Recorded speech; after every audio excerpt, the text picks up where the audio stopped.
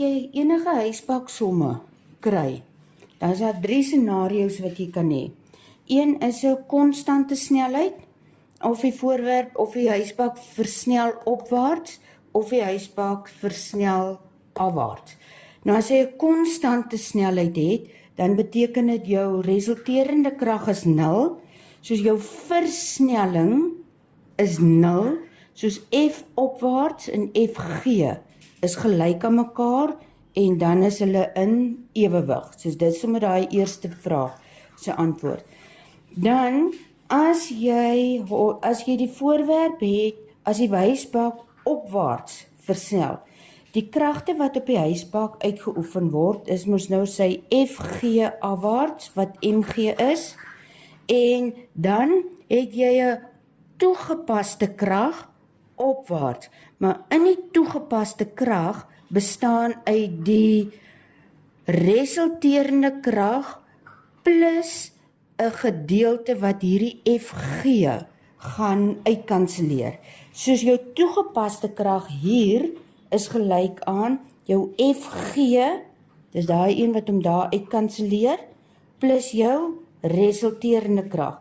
Nou Fg is Mg, is die massa maal 9,8, plus die massa maal die versnelling, maar daai versnelling is dan die waarde wat hulle vir jou gegee het, waarmee die huiskaraan of die huisbak opwaarts versnel. Soos om jou toegepaste krag, dit met ander woorde, dit gaan daai krag in die kabel wees, om dit uit te werk, het jy dan die massa maal met 9,8 plus die versnelling wat hulle vir jou gegee het, want hulle wil die totale spanning of die krag in die tou hê, dit is daar in die kabel, dit is daai toegepaste krag. Ok, dan as hy afwaarts versnel, dan is jou resulterende krag is afwaarts.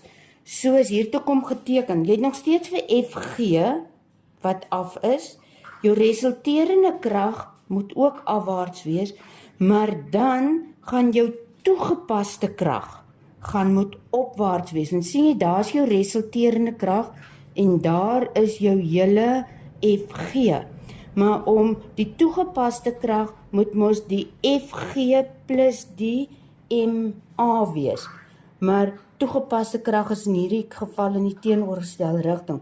So jou toegepaste krag is dan jou Fg wat die langkrag is, minus Fres. Soos, dis die massa maal 9,8